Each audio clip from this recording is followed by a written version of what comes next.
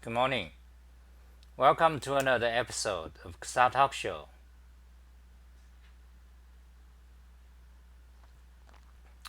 Let me get prepared.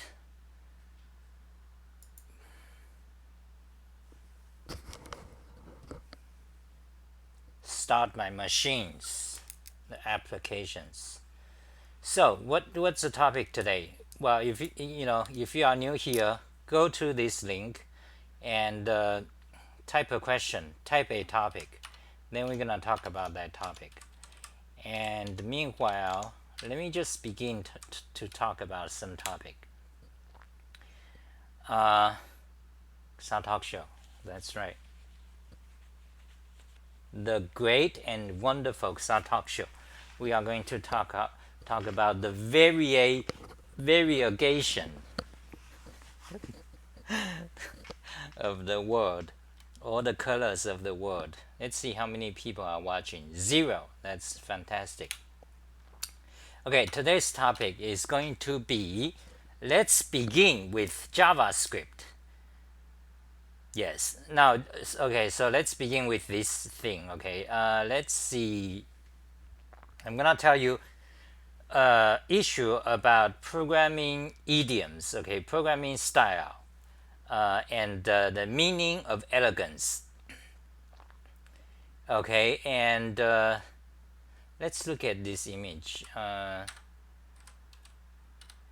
PNG. Okay, let's first of all put this into a command log mod.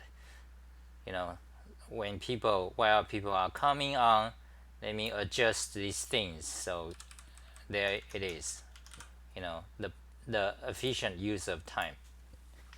So on the left, you can see all the Emacs command I call. And now let's go to the PNG image. Is this one? Yes. Okay. Okay, this issue. Let's see. Type of undefined. Type of. Okay.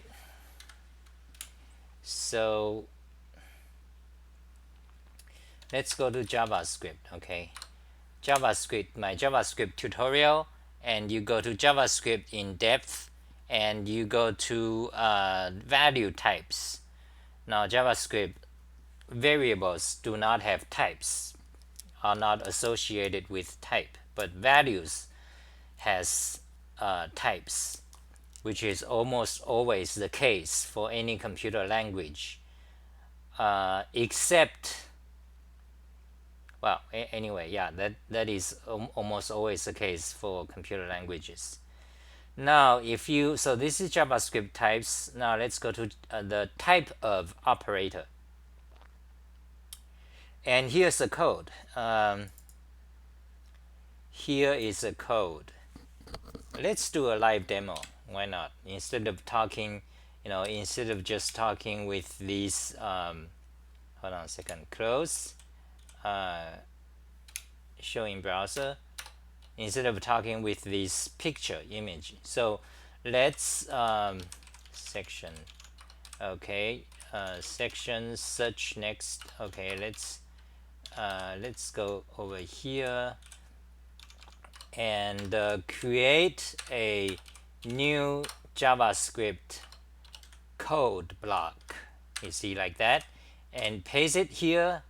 That's where we copied from our website previously, from here. Yeah, and press a button. Okay, let me show you. Press a button and you get into here. Magnify a little bit and run it. Now I'm using Node.js when I run because when I call the command xa run current file, and that's a Emacs command you can use. Go to my website, just search for xa run current file, you'll find it. You can run JavaScript, Perl, Python, Ruby, and a bunch of others. So I run this, it's all true. Now you see, this code is showing is trying to illustrate the values of JavaScript values, the type of the values. For example, the value undefined, the literal undefined, there's a literal keyword, and that is a value, and that value's type is just the string undefined. So undefined, the type undefined happens to be in JavaScript to be the only value of that type. So undefined is a value, and the value, the type of this undefined value is the undefined type. So in other words, let's go back to JavaScript types. So JavaScript has these types, and one of the type is undefined, and the only value of that type is the keyword literal undefined. So anyway, so this code shows you all these values. You can run it and it returns all true. But now you may think that this is, there's a lot of repetitions, so instead you want to code it like this. Let me show you. So undefined type of,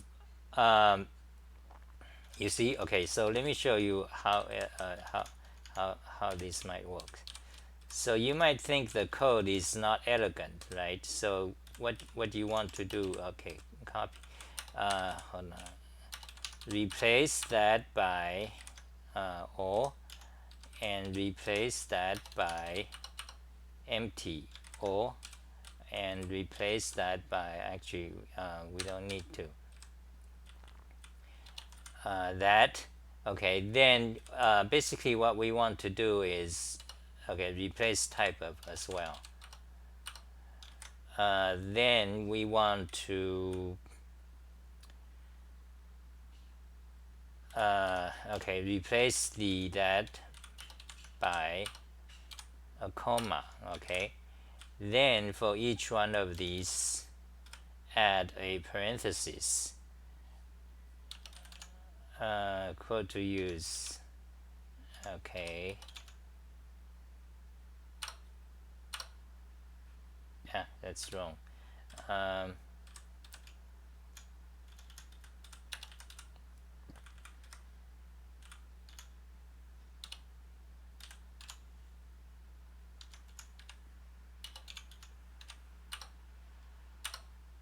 That's good. So now we have a kind of array, you see.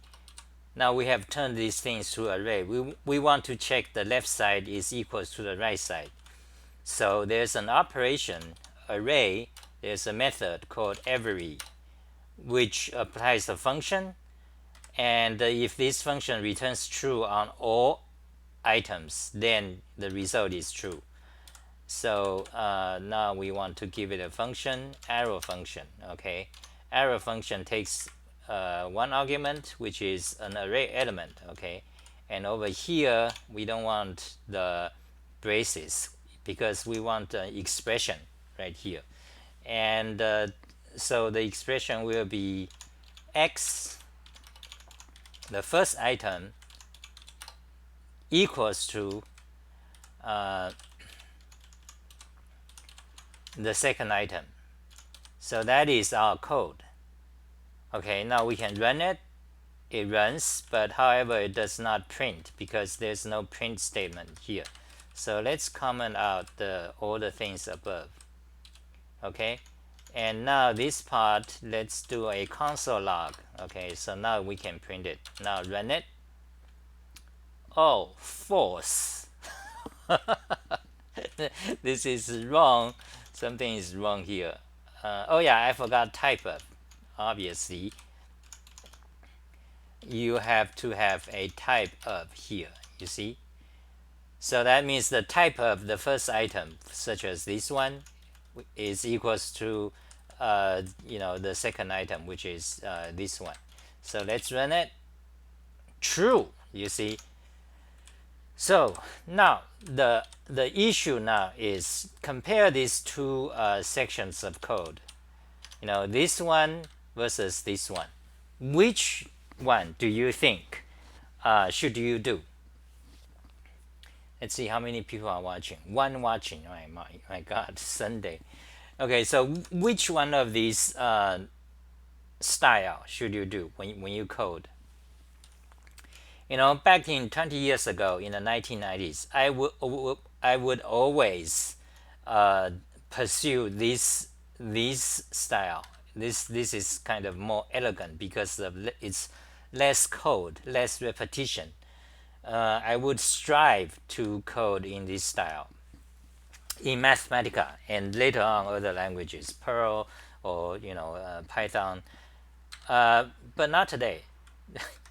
Because let me try to indent them. Let me show you JavaScript mod. Okay, indented. What JavaScript mod? Okay, indented.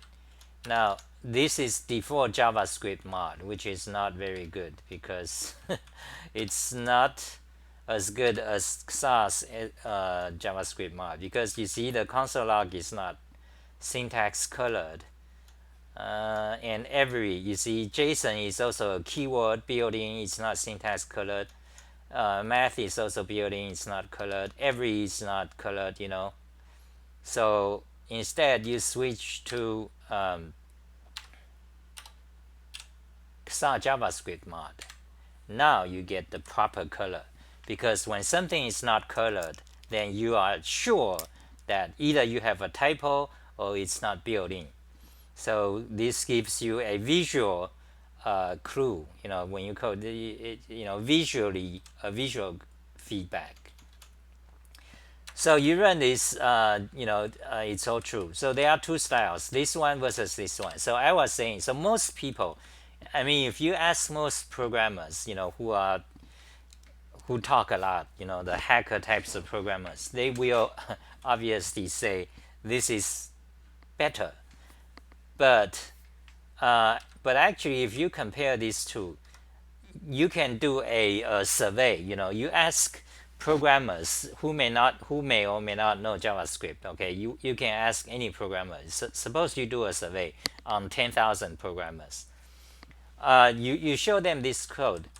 Now this one they will understand immediately. They will have some sense, even if they do not code JavaScript. But this one, you got a lot less people who will understand it. Probably less than 50%, depending on who you ask. So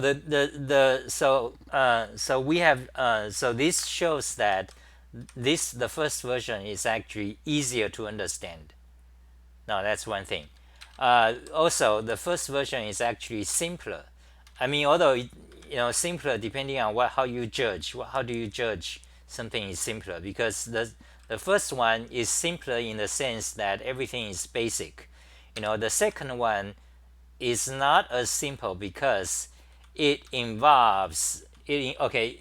You see, as far as programming semantics goes, it involves quite a lot of things. It involves a nested array, then it involves a array method, then it involves a function, and in this case arrow function. So you see, comparatively, this style, the second style, the supposedly more elegant style, is actually semantically more complex. There's no question about that. It's actually semantically more complex. So we have established that this version is easier to understand. Now it is also simpler, in fact.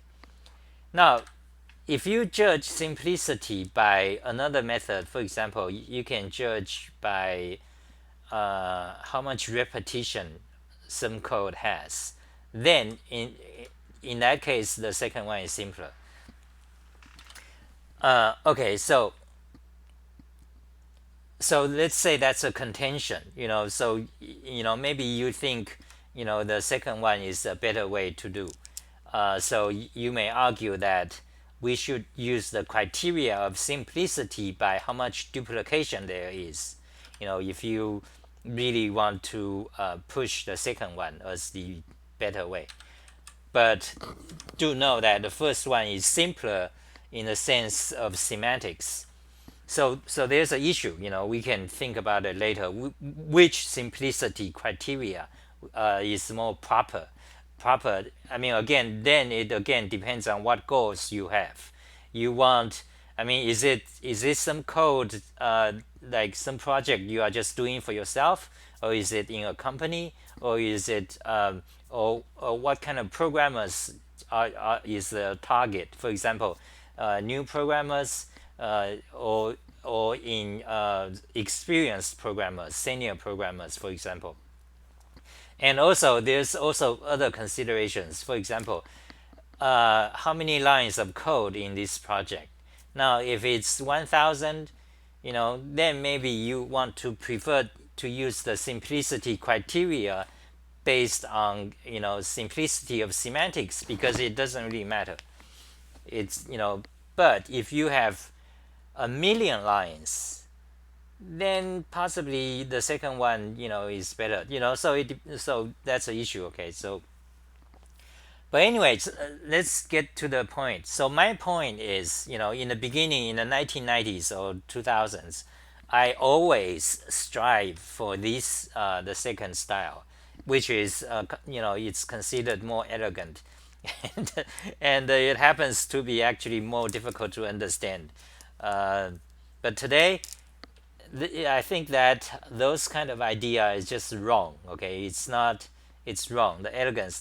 You want to stick with the first one. This one is easier to understand, and it's in fact simpler.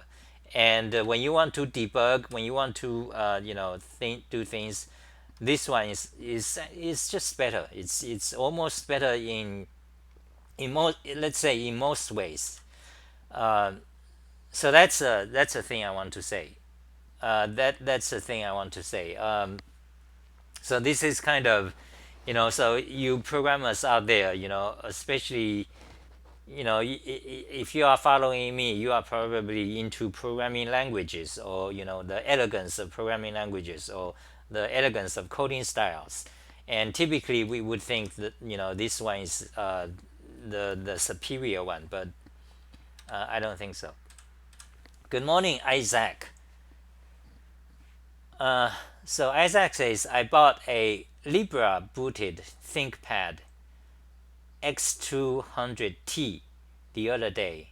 I thought it would be fun to try. Libra booted ThinkPad. So, so what does that signify? ThinkPad X200T. Okay, so it's just a Lenovo ThinkPad. Okay, and it's Libra booted. So you mean like free software, like free software foundations concept of free, right? Like no proprietary code. And does that count the firmware? Because those are not, you don't find those. If you want everything to be free software free in a computer device, basically it's impossible to find it today. It doesn't exist. There exists, however, look at Richard Stallman, the computer he uses. You cannot buy it. Well, you can, but you have to. Basically, you cannot buy it. It's not a consumer product. If you really, want everything to be free software free. Yep. Free Libra BIOS. Oh, okay. Yeah. Okay. So. And so you're gonna install Linux on it, I suppose. So ThinkPad, it was created by IBM, in the US. It's one of the highest quality notebook computer, as compared to Apple. Apple is the other one, basically, Apple, and then you have ThinkPad in the 1990s. But however, sometime around 2000s, they are all owned by China. It's just incredible to me. It's like, yeah, it's starting sometimes around 2000. Everything is China. Did you know that the fastest supercomputers are China? Like you don't hear this news much. But I discovered them. Just one by one. It's like the fastest supercomputers has been in China. Built by China. I'm not sure everything built by China but it's been in China for like many years now. Uh, let's see. Fastest supercomputer.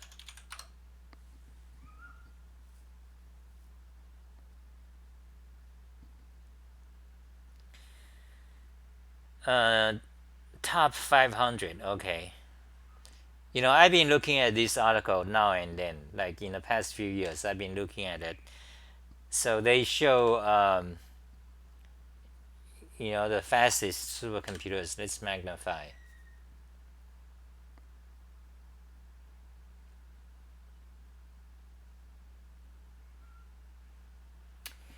Oh wait, top 10 positions of the 52nd top 500 November. Oh, so the U.S. has taken over Tesla. What? Uh, Made by IBM. Okay. Oh yeah, so now the fastest supercomputers are now U.S. Actually, two of them. That's interesting.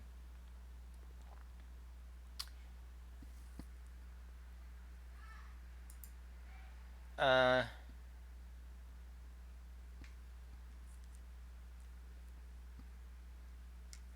so useful nowadays on airport, for example. So I guess you guys are all heavy open source or free software fans, right? Are you guys all on Linux? I was on Linux, in the past few years, but I got a Mac, so my Linux machine is old. So a professor gave me a Mac, so I'm on a Mac. Like if you are on Linux, I have to spend a few hours every week to deal with things. But anyway, let me finish this. Uh,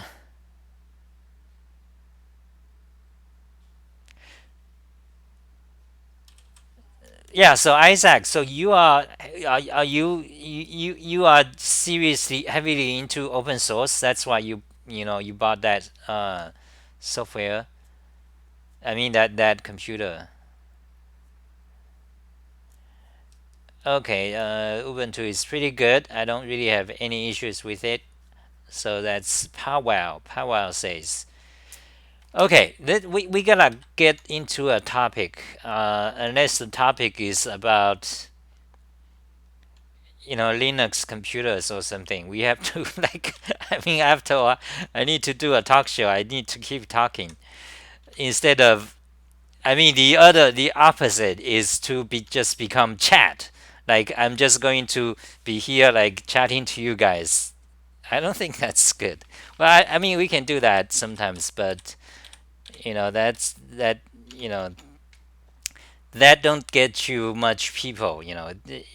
I mean, if we want to do chat, the best way is to actually we let's do a Google Hangout so we can actually see each other's face and talk about things. I can show you things and you can show your screen. Uh, Tells me interesting things and so on. uh, So Isaac says Stallman inspired me. Okay, but I get that it is impossible to make everything free.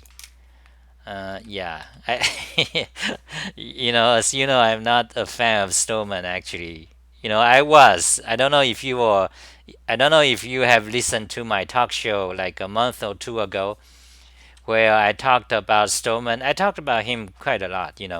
But a few videos I've talked about him in depth and my history of open source or free software philosophy and free software foundation history. So back in 1990, 1998. Okay, I was a up to like even 2000, early 2000. I was a fan of Richard Stallman, and I got banned. People call me a Richard Stallman fanboy. I got banned in macOS forums, and you.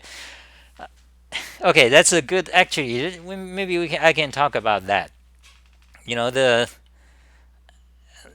well, yeah, I have like I have like tens of articles about that. The Free Software Foundation history and open source, the history, their issues, and Anyway, so I was a big fan of Richard Stallman, but not today. I think yeah. I think, well, let's put it in one sentence. Richard Stallman has become irrelevant in society. I mean, seriously irrelevant. I mean, it might be relevant to you, but because we are in a niche, after all, like, uh, but if you look at the whole world, including, especially in the computing world, Richard Stallman has become basically irrelevant. And part of the reason is because he has become out of touch. Like he's like have no idea what is going on in the world. He doesn't. He like completely out of touch. He's saying totally inane things. About he don't know the news. He don't know what's happening. He don't know what is a magic. He don't know what is a GitHub. He doesn't know what is a the mailpad. It's like I talked about it many times, but I'm not sure I want to, you know, um, yeah. I'm not gonna show the details, but anyway. So in summary, he has been out of touch, and also he has become irrelevant. Like nobody of importance give you know pay attention to him. Also, he has become such that he has no power at all. Back in 2000, year 2000, he has great power. People listen to him. That because that was when the open source began. That you have Linux, you have Perl, you have Apache. Then the first corporation that went into open source released their software from a commercial, software to become open source. Is the as you know, that is the Mozilla, Netscape browser basically. And actually, the reason they become open source is because they already lost commercial value because they lost the browser war to Microsoft. So they are struggling. The company is like going bankrupt. It's done for. They failed, and so the open source, while the open source is becoming huge, Linux, Apache, and we are thinking, oh, Microsoft is going to cease to exist in 10 years.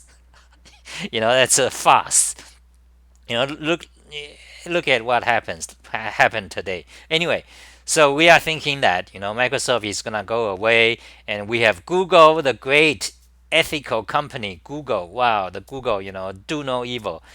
So those things are happening, and Netscape is bankrupt. So they try the open source way. So and it's a huge news. They release all their software to as a open source. Open source license. I forgot what license they used, but anyway, it's an open source license. So it's a big news among industry, like today's news. It's everywhere. And you can still find the news. Actually, I have so many articles about it too. Okay, so it's yeah. So let's look at Sali, okay, Netscape. So I'm kind of like talking history. I'm, all these are history, and you don't see it because all the news today they bury it. All the organizations and news organizations and corporations um, they spew out, and Twitter and Facebook, they spew out all the garbage and clickbaits, and they actually actively try to bury history. They don't want you to know.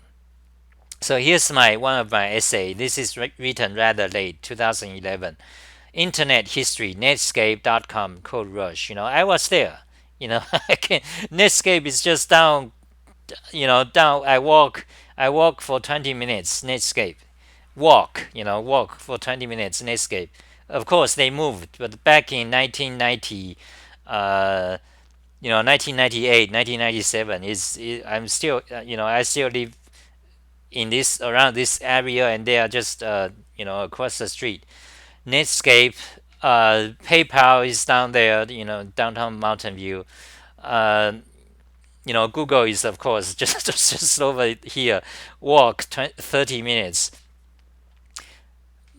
But Netscape, is just right there, and they are. But so I was there. I was, back then. I was in a startup company, so I was right in the web, the first bubble, tech bubble. They dot com. It's called dot com bubble. Okay, and here's an article. This article is from 2002. Netscape crap. Okay, Netscape. You know, as you may or may not know, Isaac. I don't know. You probably don't know because I think you are younger. Uh, so Netscape back in 2000. So Netscape back in 1995. When the web is beginning, they are basically the only browser. They run the market, like 90% of the market. Everyone is using Netscape. Then Microsoft began.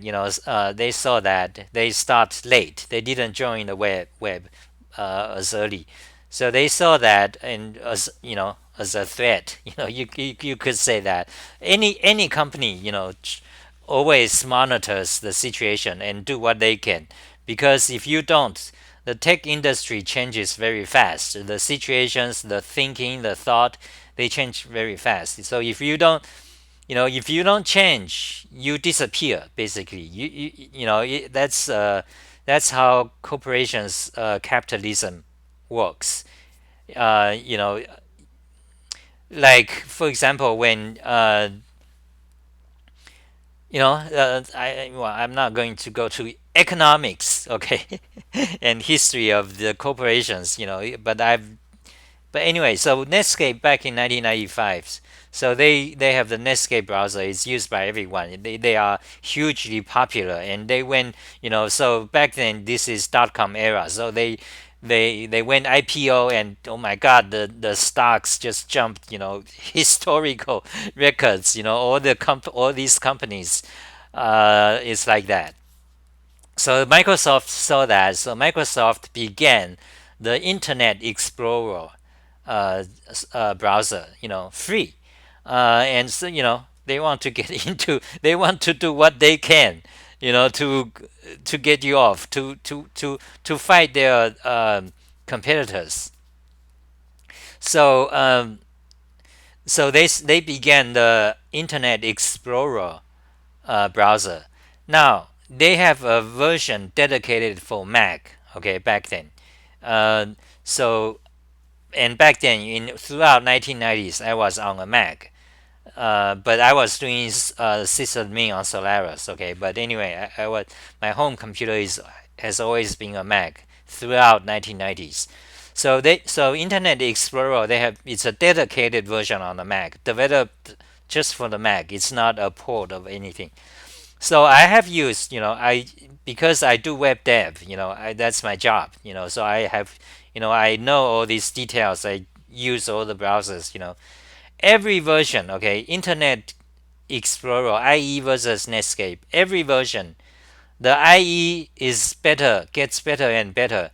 The Netscape gets worse and worse. Okay, in terms of speed, IE is faster. In terms of memory consumption, IE uses less. Okay, in terms of crashing, the Netscape crashes more. Okay, that's my experience.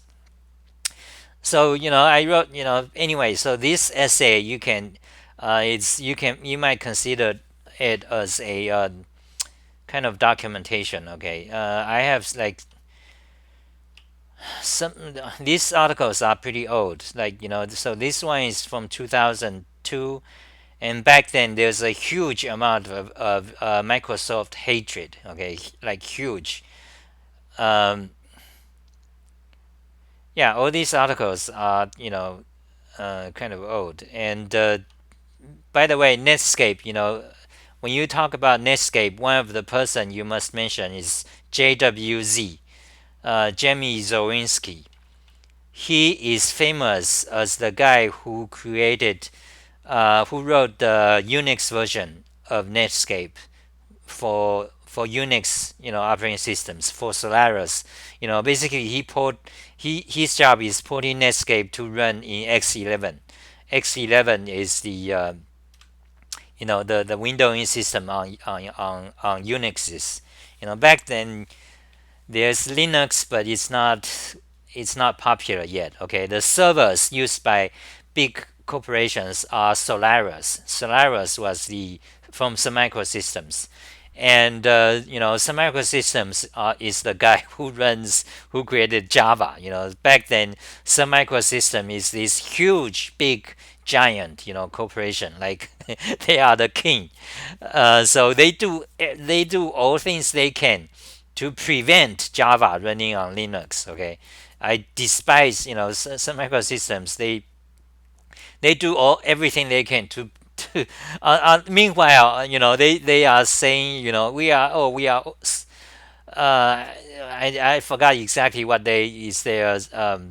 But anyway, they just like today's companies. They always say pleasing things, like, oh, we support open source or whatnot. We help humanity, whatnot. But some microsystems, they do, all tactical methods or ways to prevent um, people,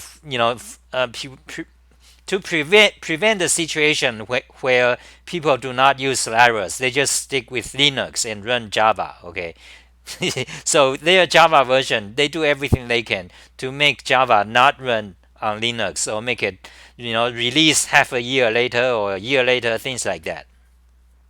So that's some microsystems.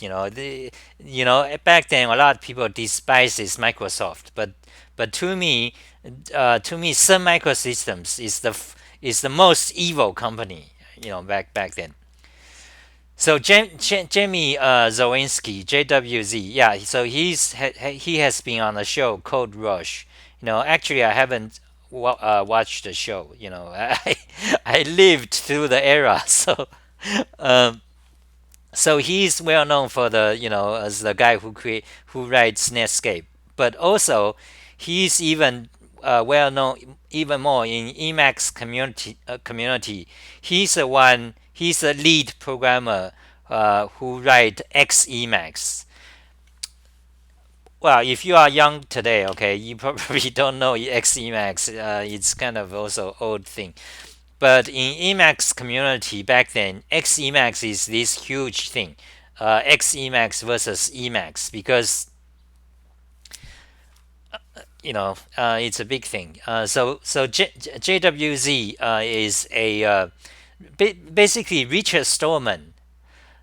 Okay, the xemacs versus Emacs is a big issue in Emacs community. Like every Emacs user knows and talks about it every day. It's like that for like 10 years, for more than 10 years, for 15 years. I would say from 1990 to 2000 to even 2008. Okay, let's say 2010. From 1990 to 2010, every Emacs users. I mean, if you are the type who read blogs and uh, go online, as opposed to a lot of Emacs users, actually you don't see them online. They never talk about anything about it. But anyway, so every Emacs users know from 1990s to about uh, 2010. There's this Xemacs versus Emacs because they are a fork.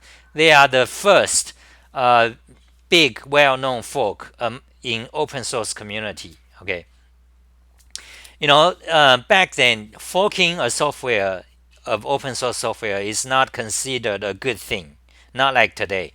Today, like everyone, like on GitHub, they tell you, please fork me. That that kind of mentality began with GitHub around 2008. So before that, forking open source software is frowned upon. Nobody wants. If you fork, you better have really good reasons because every programmer will hate you. Every open source programmer will hate you. Okay, that was the situation. So you don't fork. I mean, you rather the mentality is that it's open source. You collaborate, you contribute. You do not fork. Okay, but anyway, the xemacs is one of the first non unfriendly fork. They became enemies, xemacs and emacs. So every programmer, every year, program emacs users are talking about can we merge them? What are ways? What are issues? I mean, it's a big controversy. Controversy. Okay. So anyway, and Richard Stallman, he points finger at JWZ, Jamie Zawinski. Okay, directly. He write his essays. He says, JWZ is a guy who is a he's like a fuckhead. Okay, he didn't say that word, but basically that's what he means. JWZ is a guy who began the who began the situation where they do not cooperate with GNU Emacs. I mean, he's talking about xemacs. So he blames JWZ. So JWZ is famous for that reason. Um, I think I got some oranges. I was eating oranges before. Anyway, yeah. So there is JWZ. And you can see this article is from JWZ. This is when he resigned at Netscape because there are a lot of problems. There's a lot politics. There's a lot issues. There's people hide it. You don't hear much about any much of this because all the corporations they don't they hide things and they and politicians and so on. So but anyway, this is an article from JWZ. You might try to read it because when you read this, you see history. You see, I mean, it's not history is such a thing. It's not practical. Okay, it doesn't bring you food. I mean, you can read a lot of history. You can be a historian. You can study history for 10 years. Maybe may it be technology history or American history or world history or politicians history. It doesn't get you anywhere. Anyway, it doesn't bring you food. That's what historians is. It's like philosophy or mathematicians. Okay. But however, I mean, it is obvious. Of course, it's very important. And also, in general, as a person or as a nation, as a country, you have to know history because that's how you see things. That's like it's your past. Okay, as a person, you can learn. You have your own history. Maybe you write diaries, or maybe you don't write diaries or blogs, but memory is important. Of course, to you, your childhood, what have you done, your high school, or in terms of computing, that's memory, or the places you work, that's important to you. If for example, if you lost your memory, that's gonna be a problem. You became, you are not gonna be doing well. So memory is like is part of history, and in a broader sense, you want to know, your dad or your family, your countries, history and world history, human history. So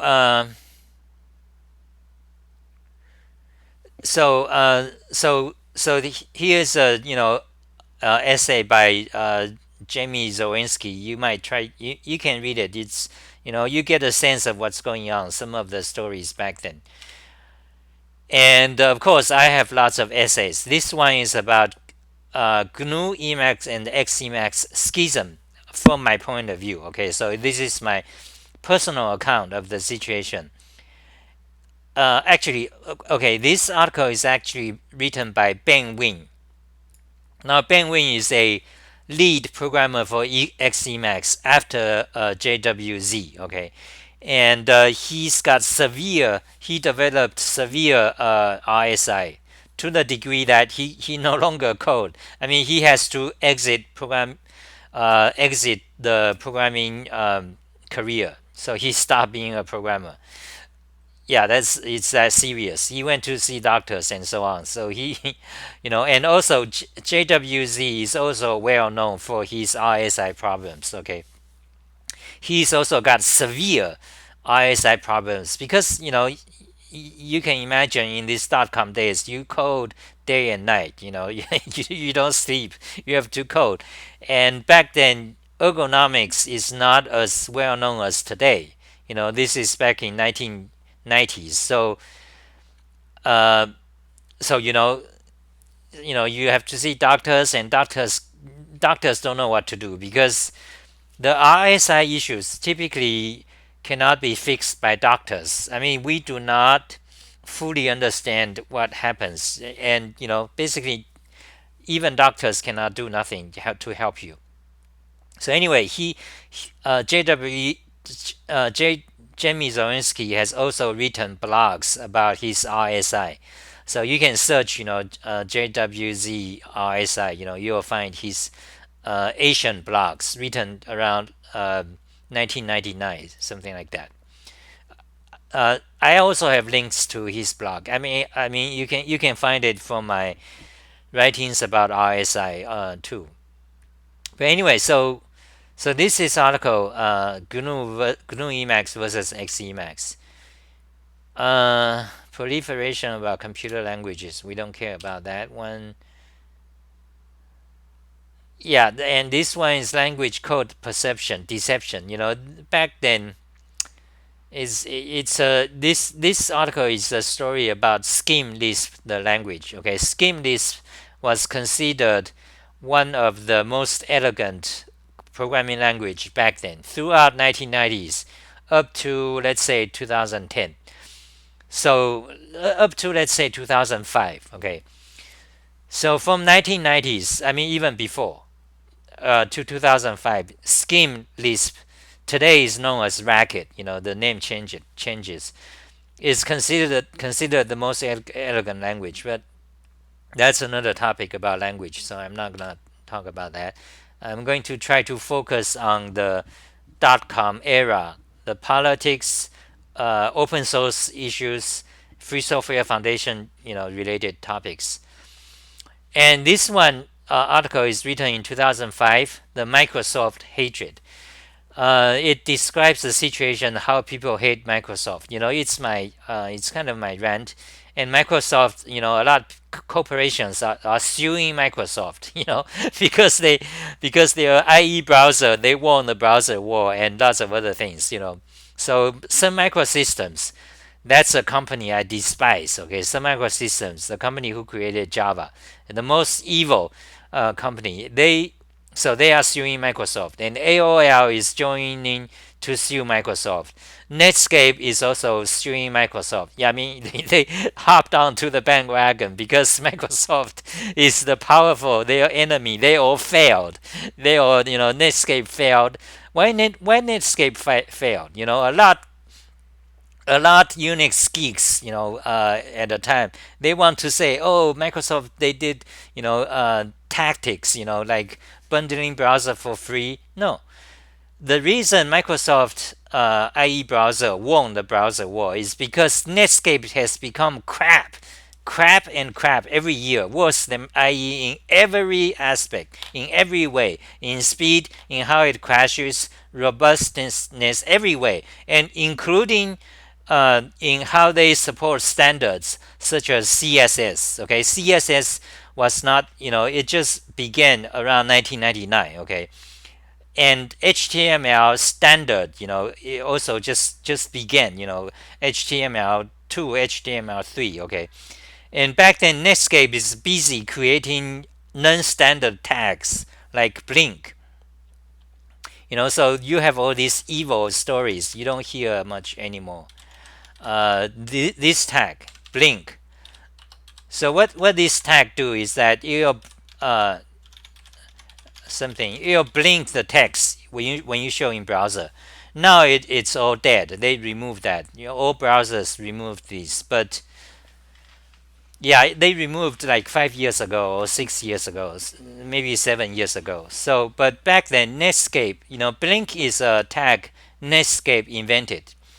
And back then, so every company browser, especially, they are busy inventing new tags because once you have a new tag, programmers start to use it. If they like it, then your browser grows. So they do all basically just like today. Every corporations, they do all possible ways to maximize their profit. Including unethical ways. They don't care. That's what they want to do. So Blink is non-standard. Okay, so Netscape is busily inventing all a lot, including cookies. Don't you hate cookies? The privacy invasion cookies. Netscape invented that. Netscape invented JavaScript. Okay, all these are Netscape, which became the open source Mozilla. Uh, and so Blink tag. So what was what? Anyway, so what was I going to say? So Netscape, yeah. So every version of IE, Netscape is worse. So finally, IE, Internet Explorer, they won the browser war. Then they then they stopped doing anything. Okay, so you start with a version of IE. Netscape is gone, it's blown away. So you just have IE, and they stopped updating anymore because Microsoft is not in the business of running websites. That's not in their interest. They are in the business of making operating systems to sell that, and games and keyboards. Gaming keyboards too back then. They stopped making gaming keyboards. But anyway, so they created the IE, which is the best browser at the time.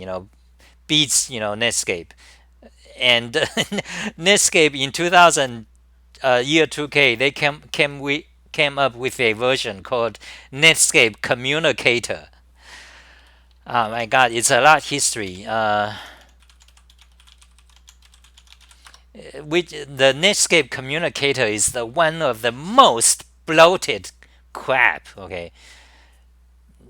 Yeah, next you can see there's a Wikipedia article, but let me show you some images. Yeah, so these are what Netscape looks like. You have the Netscape Communicator, which is a hugely bloated thing that includes a browser, includes a calendar, I think, includes a email application, not website. By the way, website email like Google Gmail is not there yet. Okay, that's kind of actually a new thing. We don't have a website email. In fact, at that time, any programmer would think website-based email is like stupid. So when you read email, it's with an application like a desktop application, email application.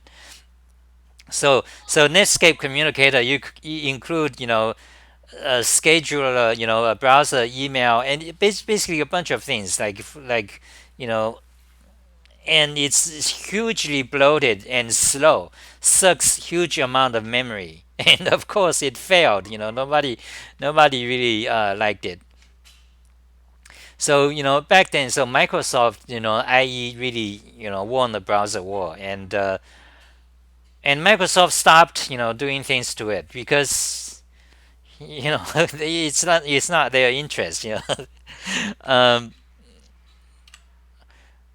until the Firefox came up. So Netscape failed. So Netscape release their software and becomes open source, and basically not many people, nobody contributes until they become an organization called Mozilla. Okay, then Mozilla tried to work on it and they scratched everything. Instead, I think they rewrite everything. So they came up with Firefox. Then Firefox began to eat the browser market from the IE. So Firefox throughout year 2000s, they becomes more and more popular. So IE becomes less popular but still dominant. But Firefox is like, you can go to Wikipedia and you can see the historical chart of browser popularity. But anyway, in 2000s, Firefox becomes more and more popular until Google came, Google Chrome. Okay, and uh, so I'm not sure what we gonna. I'm where I'm going. So I've been talking for an hour now, and so to me, it's all just like it's all bullshit. It's all lies, and I don't believe in open source. I don't today. Okay, I back then. Remember back then, I was a fanatic of Richard Stallman. I was a deep, I'm a fan. In fact, I can show you a lot of articles that you can see that it can prove. And I have been banned from people. People has been calling me Richard Stallman fanboy. I'm not gonna do that. I'm not gonna prove it because I talked about it. I showed it.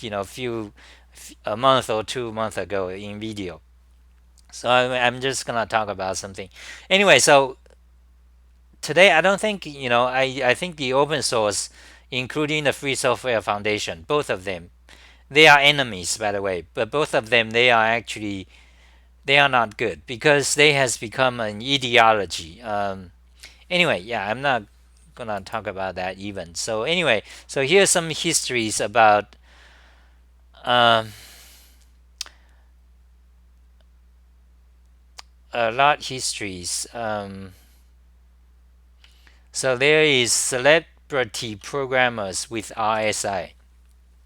You can see this article is also getting old. Uh, this article is from 2010. Famous programmers with repetitive strain injury. Richard Stallman is one of the guy who has serious RSI.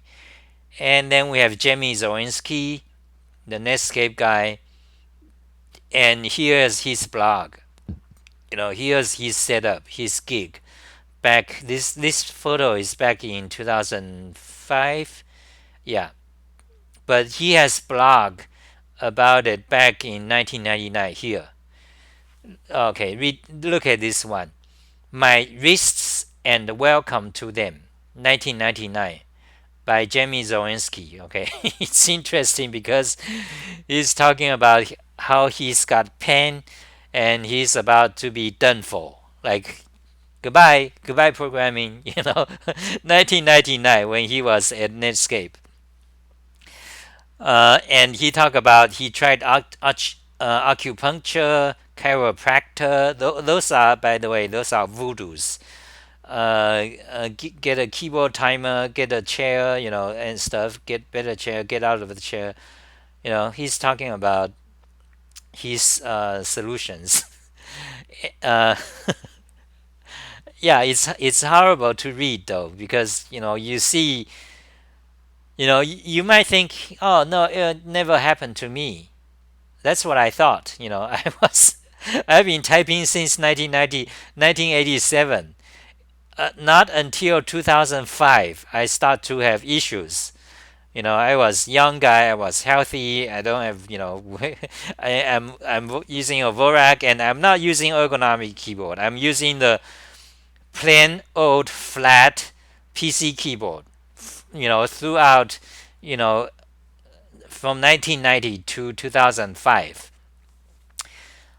I don't have a problem, but in 2005 I start to have a problem with because I was using a laptop for a year, exclusively.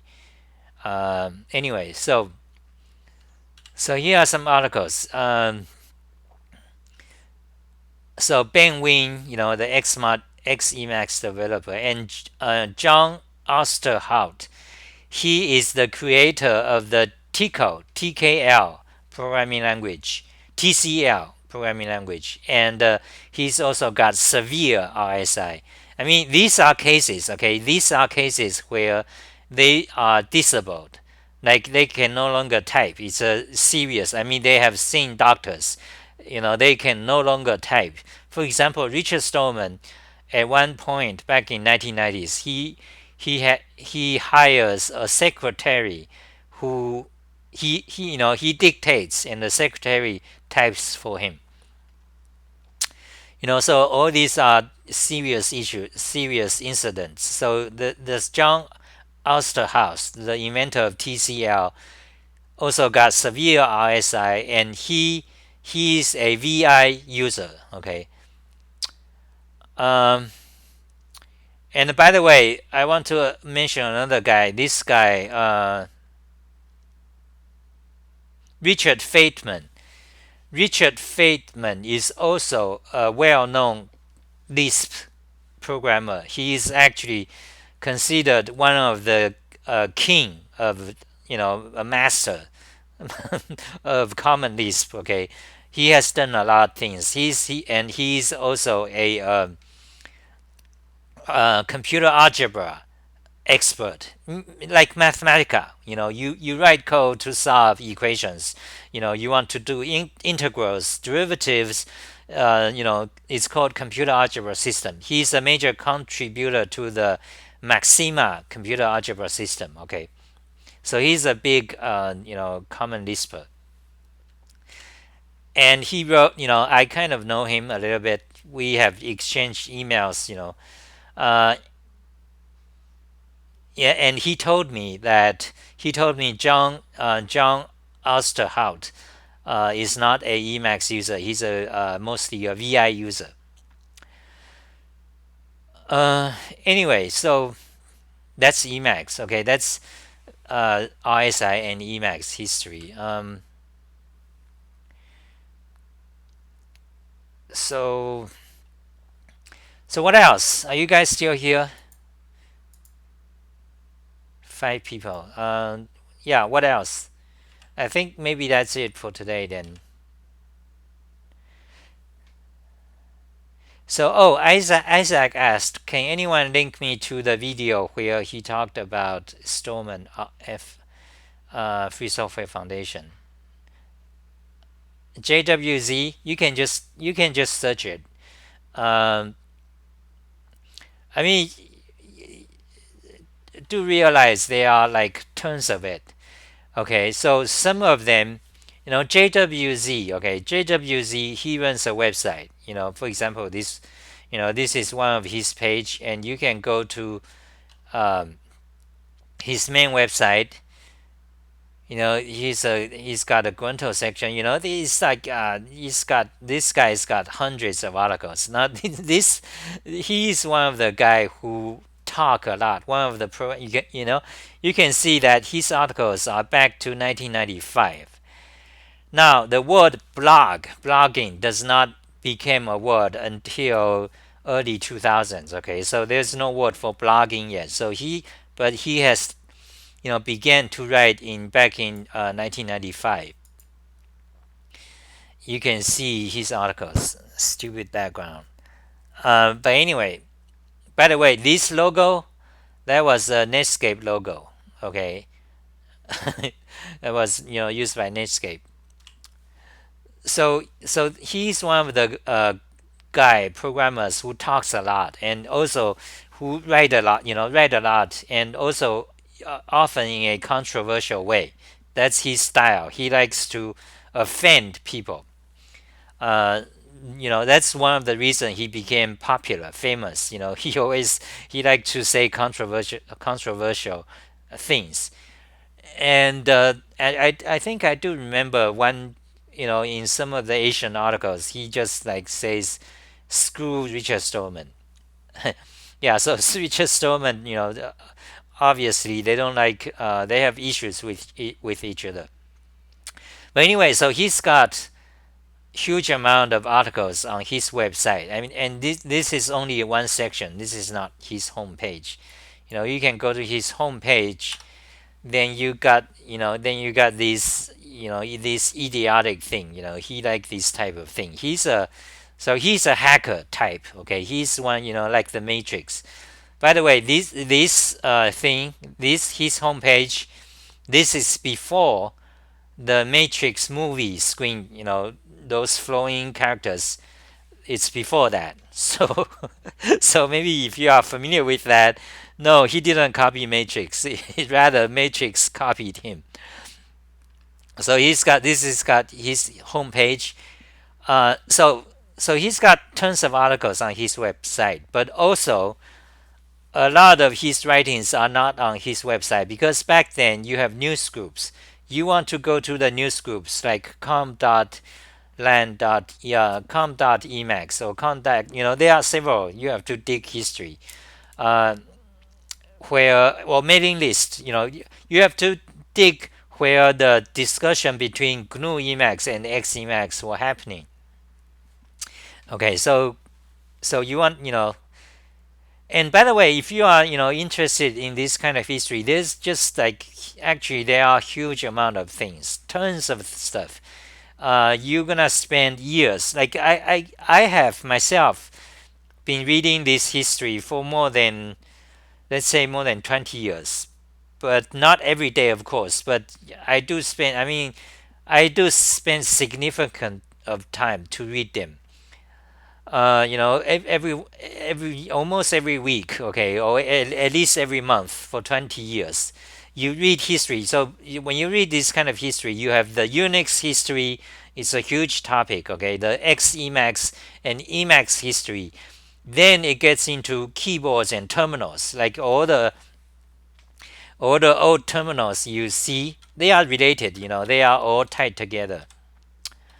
Uh, so keyboard, for example, this is Commodore. Okay, Commodore is not relevant here, but if you go to history section, you can see a lot of these terminals. This cell keyboard is huge. It's one of the granddaddy of Lisp machines, Emacs Lisp machines, Lisp language. It's artificial intelligence, huge history with just this keyboard itself. Then you have to find out, what operating system this keyboard is used on. You know, so you start to study PDF, PDP-10. What they are. They are operating systems back in 1970s. So, I mean, I don't really even know how they work. How they are like, but which in turn the PDP, I think it's PDP-10, um, is the hardware where C programming language is based on. Okay, PDP-10, yeah. And there are other operating systems, WAITS, and ITCS, and Cell, and so you start to get into all these things, and it's history. It's all interconnected. Emacs history, Unix history, uh, Multics history, which is again is Emacs, by the way. Artificial intelligence, their operating systems, Knight keyboard, the Lisp keyboard history, and Emacs history and Emacs key binding, and other Emacs versions such as the xemacs history, and all the people associated with them. Actually, actually, I can actually give a lecture about the history, you know, but not today because I've been already talking for an hour. Because I can. Some of the people died. The some of the pioneers in Lisp, in Emacs. Many of the earlier users they died, and Yeah, there's a lot of history and a lot to talk about. So if you're gonna dig into this topic, it's just gonna it's endless. Like because every time I started to, for example, today I saw some new pictures about this keyboard, so I start to blog it. Then based on what I already know, there are so many things I still don't know. Like I have questions about what is the WAIT operating system, for example, a cell. What is a cell? Machine exactly. So there are still many questions. So every time when I try to when I got some Twitter, some new things happen, I start to again, to read or dig into it. Then often it's like hour after hour. Then it's like a period of days. I spend hours every day, just to read the so many details.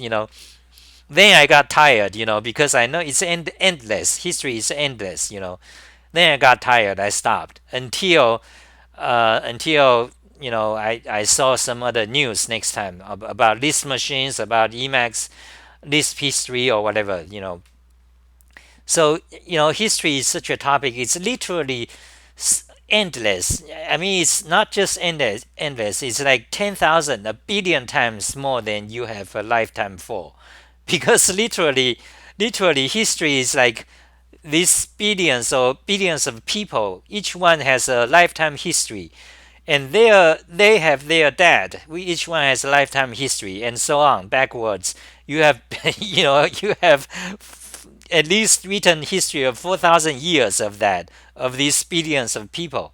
And when we usually speak of history, we are talking about some sort of uh, immensely condensed, nugget that we see as history. Like today we talk about Lisp history. We just say, oh, Lisp is, you have common Lisp, and before you have just these few Lisp.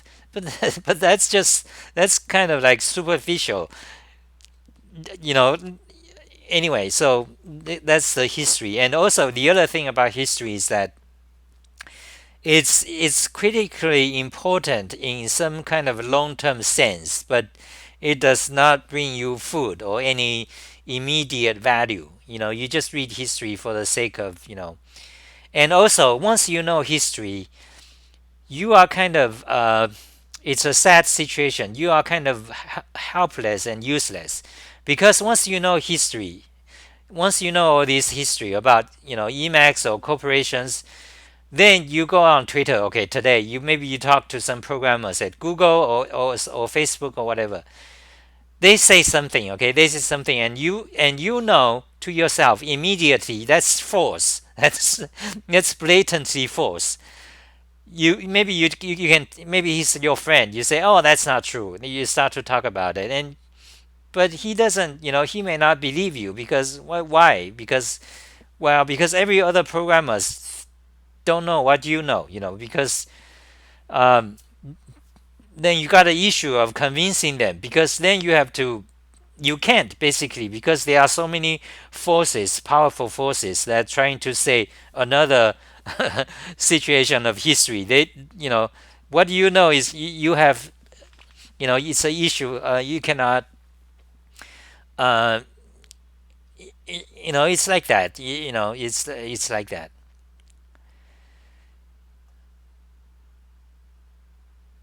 Okay, so I think so I can find it. I mean, you cannot. Okay, so Isaac, I think you are trying.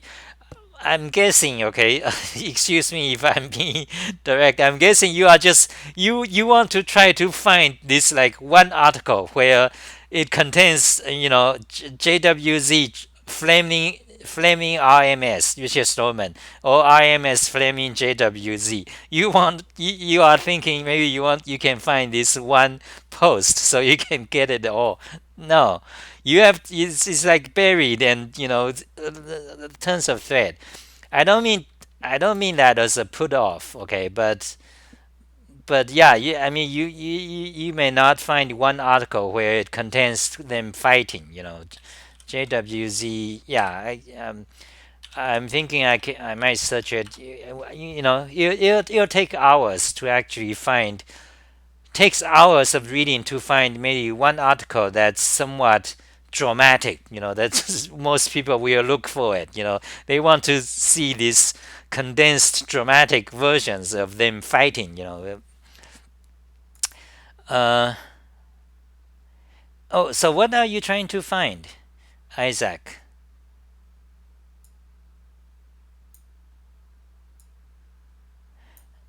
Yeah, so Isaac,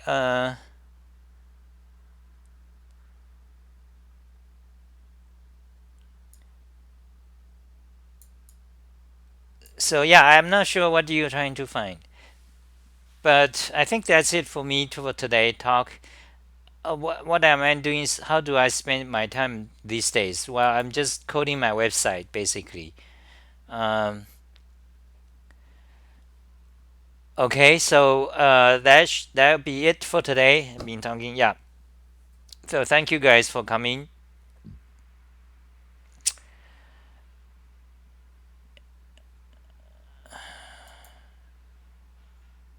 Oh, the live stream when I talk about Richard Stallman. Okay, let's see. Let's try to find that, and that'll be it. Uh, YouTube. Let's see. YouTube Xali.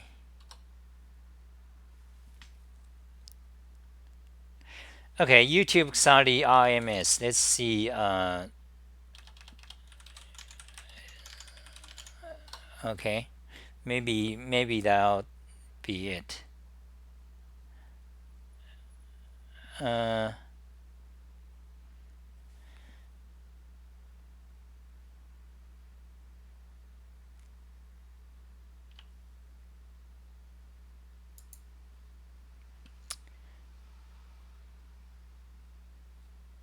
so I think maybe this one I talked a lot about it. Uh, let's go to YouTube actually.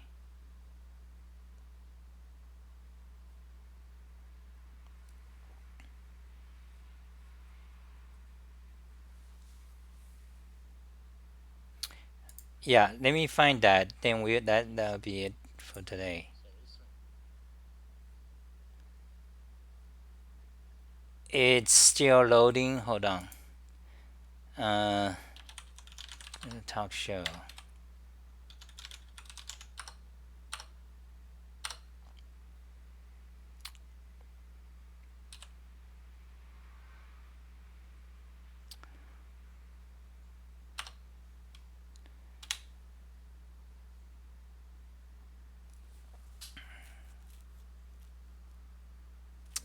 Not that one.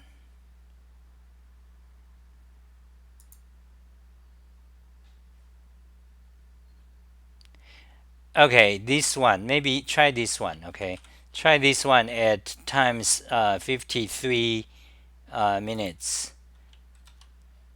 I'm not sure this is actually the one I'm talking about because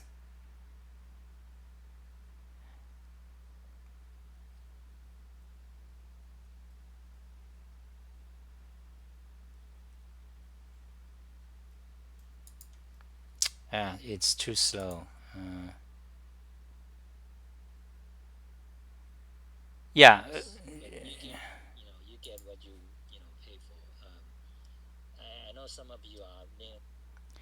No, I want to find this actually one specific video where I talk about, uh, I talked about heavily about.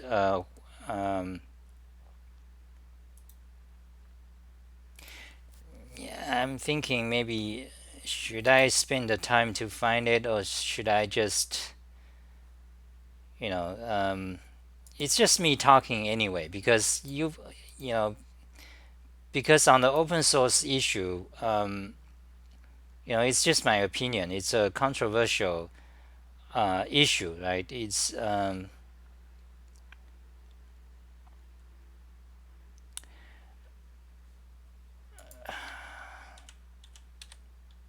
Let's search.